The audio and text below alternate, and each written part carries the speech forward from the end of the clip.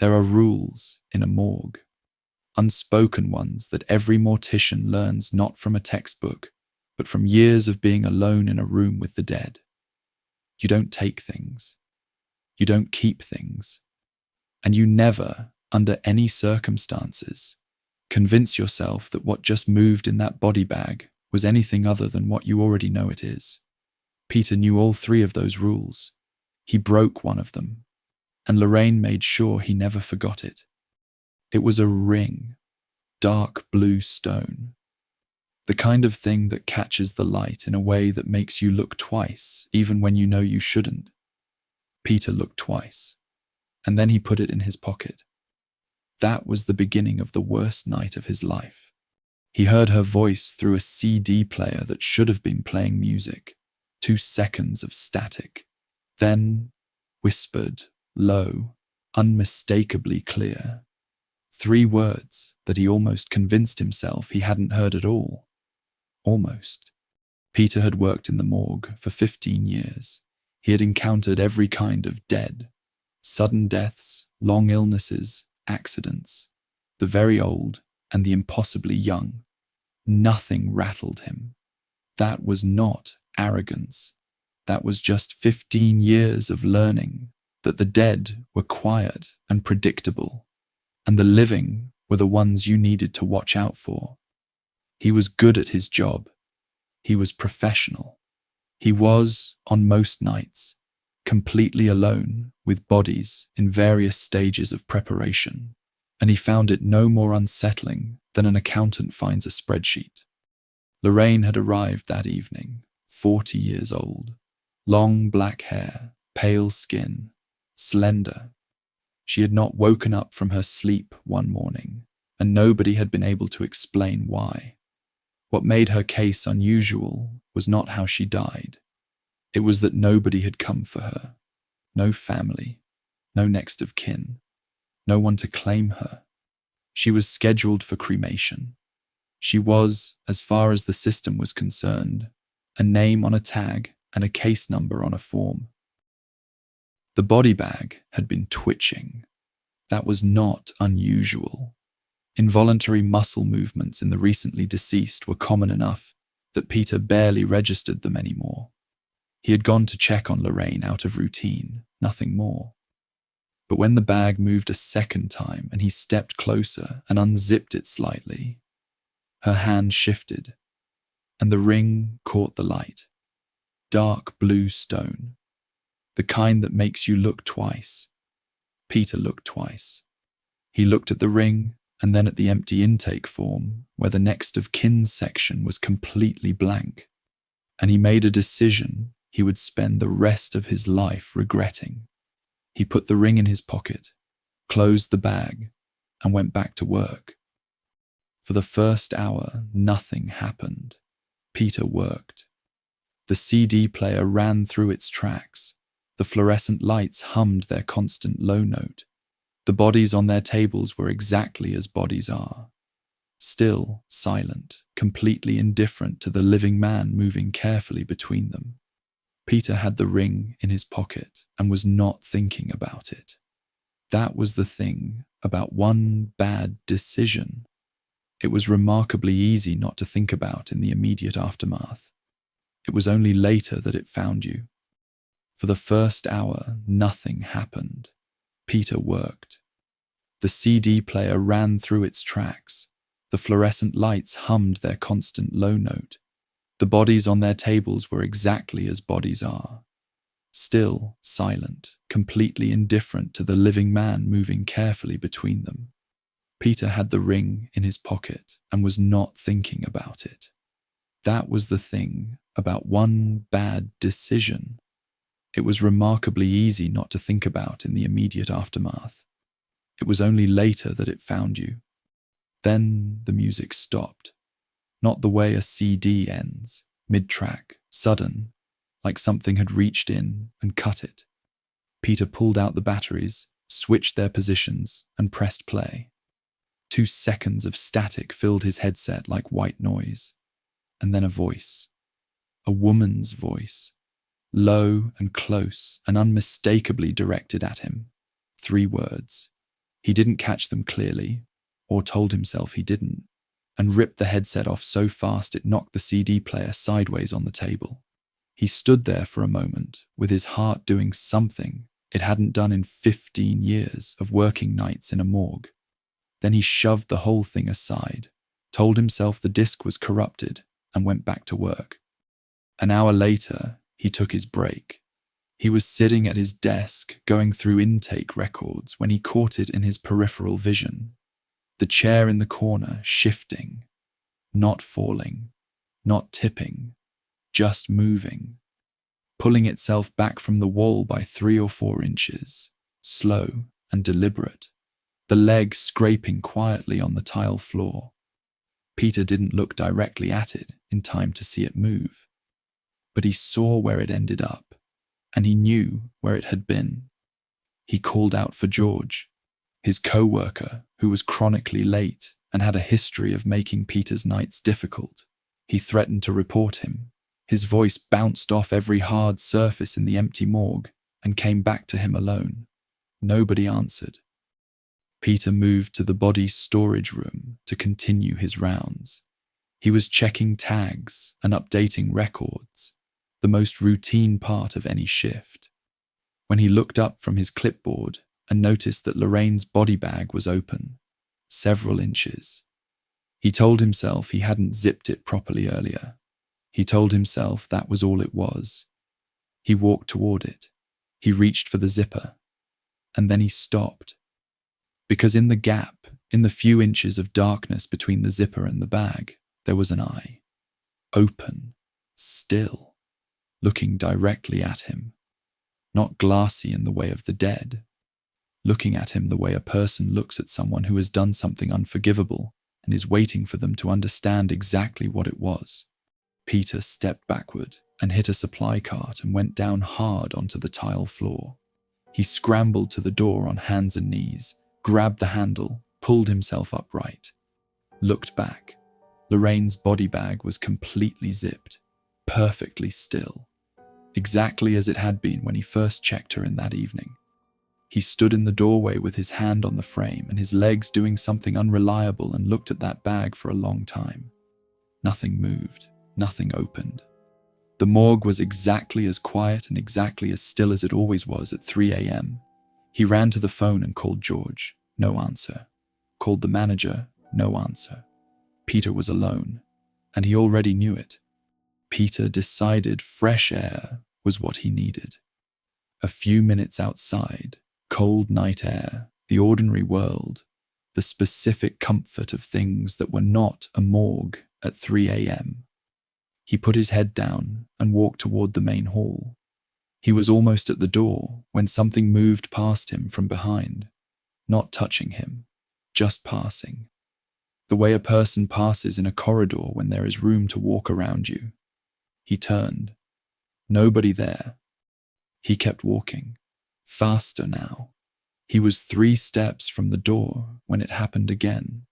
That displacement of air behind him, that sense of someone passing close enough that he should have felt their warmth.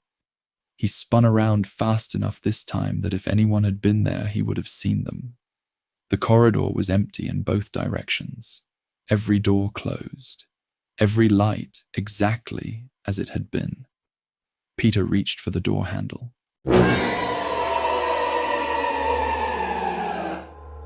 He opened the door, and Lorraine was standing on the other side, not in her body bag, not on her table, standing, upright. Eyes opened so wide that the whites showed completely around the iris, her mouth open, and from that open mouth came a sound that Peter said afterward was the worst thing he had ever heard in 15 years of working with the dead, because it didn't sound like something from a horror film. It sounded like a woman, furious and grief-stricken and absolutely certain of what had been done to her. She said, "You stole it from me." Not whispered this time, not through static on a CD player. Said directly at him, close enough that he should have felt her breath. Peter fell. He didn't run. His legs simply stopped holding him, and he went down onto the tile floor and stayed there, eyes shut, hands over his ears, back pressed against the wall like a man trying to push himself through it. He apologized.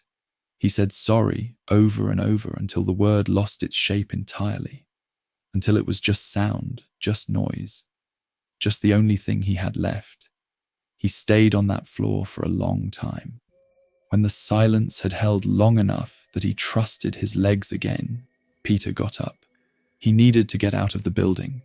He walked backward down the corridor, facing the door he had come from, unable to turn his back on it, until he reached the door to the next room. He reached behind himself for the handle without looking, pushed it open, turned around. Lorraine was standing on the other side of that door too, different now. Her eyes were still wide, still that terrible fullness of white around the iris, but her mouth was closed, and she was smiling, not warmly, not humanly, a smile that had nothing behind it except the absolute certainty that he was not going anywhere she didn't allow. Peter fell to his knees. He closed his eyes, covered his ears, and apologized properly this time. Not the desperate noise he had made on the floor earlier, but a real accounting. He said he had taken it. He said he knew it was wrong. He said he was sorry. He said it until his voice gave out. And the corridor was quiet, and the cold of the tile had worked its way through his uniform into his knees. When he finally opened his eyes, the corridor was empty. The ring in his pocket was warm against his leg. Warm in a way that metal and stone have no business being. Peter sat at his desk with the ring in front of him and his hands flat on either side of it and thought about what to do. The answer was obvious. Put it back. Walk to the storage room, unzip the bag, slide the ring back onto Lorraine's finger, zip the bag closed, and never speak of any of this to anyone for as long as he lived. That was the only move. He sat there for 20 minutes and could not make himself stand up. He made it to the storage room door, hand on the handle, ring in his other fist. He stood there for a long time, trying to make his hand turn the knob. Because what was on the other side of that door, what might be on the other side of that door, was the thing his 15 years of professional composure had absolutely no framework for. He could prepare a body. He could handle every stage of what death did to a person. He could not handle what he had seen tonight. He stood at that door until the shaking in his hands got bad enough that he was afraid of dropping the ring. Then he went back to his desk, sat down, and stayed there until his shift ended. When his relief arrived at 6 a.m., Peter gathered his things without speaking. He walked out of the building into the cold dawn light and got into his car and drove home. The ring was still in his pocket. In the chaos and terror of the night, he had told himself 100 times that he would put it back before he left. He did not put it back before he left. Fear is the reason most people give for not doing what they know is right. Peter's was no different. He told himself that putting physical distance between himself and the morgue would help, that whatever had happened in those walls stayed in those walls. He put the ring on his nightstand and went to bed. He lay in the dark and looked at the dark blue stone, catching the ambient light from the window, and thought about Lorraine's wide-open eyes, about the smile, about the voice through the CD player that he had almost convinced himself he hadn't heard. He fell asleep eventually. He woke up at 3 a.m. with the ring on his finger, and Lorraine standing at the foot of his bed. She wasn't screaming. She wasn't smiling the way she had smiled in the corridor. She was simply standing there with her hand extended, palm up, fingers open, and on her finger, the faint circular mark of something that belonged there and had been taken away. Peter tried to pull the ring off. He pulled until his knuckle went white. It didn't move. He looked up from his hand. She was closer. He hadn't seen her move. She was just closer. He pressed himself back against the headboard and squeezed his eyes shut and said sorry again into the dark. In the daylight, he could think more clearly. The answer had not changed. It was still obvious, and it was still the only move available to him. He picked up his phone to call the morgue and put it back down. Picked it up again, put it down. On the third attempt, he got as far as finding the number before he set the phone face down on the table and sat there staring at the ring. He told himself he would go back tomorrow, return it properly, first thing in the morning. It was the same thing he had told himself at the storage room door the night before. He was running out of tomorrows. Peter never went back to the morgue.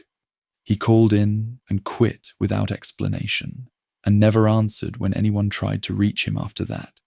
His neighbors said he changed that winter, stopped coming out, kept the curtains closed, moved around at strange hours.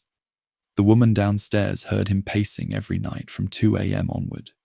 The ring stayed on the table, or in his pocket, or on his finger when he woke up. No matter where he put it, no matter what he tried, it always came back, and every night at 3 a.m., Lorraine came with it. The last person to speak to him at any length was a pharmacist who said Peter came in looking like a man the world had been grinding down for weeks, hollow around the eyes, slow in a way that had nothing to do with tiredness.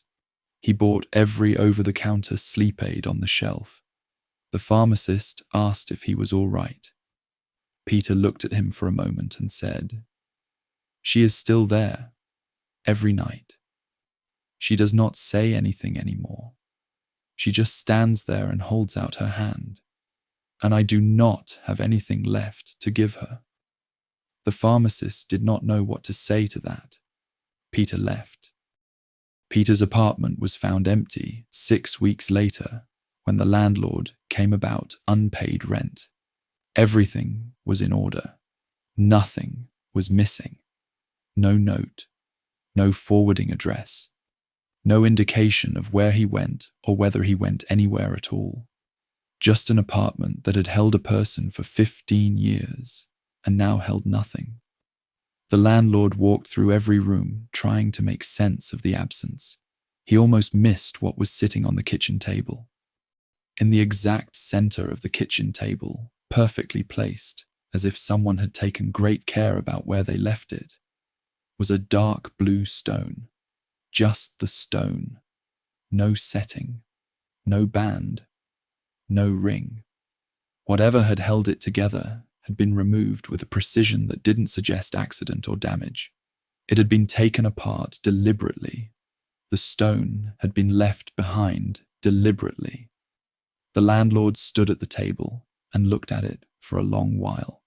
Then he picked it up and threw it in the trash on his way out. 3 days later, the landlord started hearing things at night. A feeling behind his shoulder blades, just enough pressure to know it was there. The specific and unmistakable sensation of being looked at from somewhere he couldn't locate. He told his wife it was stress. He told himself the same thing the following night when he woke at 3 a.m. and lay in the dark and felt the room change around him in a way he couldn't describe to anyone. On the fourth night, he got up and checked every room. Everything was in order, except on the kitchen counter, sitting in a patch of moonlight from the window, was a dark blue stone he was absolutely certain he had thrown away. Nobody knows where Peter went. Nobody filed a missing persons report. A man who quietly stops existing is surprisingly easy for the world to look past. Lorraine was cremated while he was still calling in sick. Her case closed. Her record filed in the place where unclaimed things go. The ring was never recovered. The stone passed from the trash to the landlord's counter to wherever it went next, and wherever it went, something went with it. Because that is what Lorraine understood in whatever state of awareness the dead are permitted, that Peter never did. She was not asking for justice. She was not asking for punishment. She was asking for what was hers, patiently, permanently, with all the time in the world. And the stone is still out there somewhere, catching the light in a way that makes you look twice. I would strongly suggest that if you ever find yourself looking twice at something that does not belong to you, you put it back. Lorraine is very patient, but she never stops. That is all for tonight. The book closes here, but it never stays closed for long. If this story found you the way these stories tend to find people, leave something in the comments. I read everyone, and if you want to be here when the next page turns, you know what to do. Until then.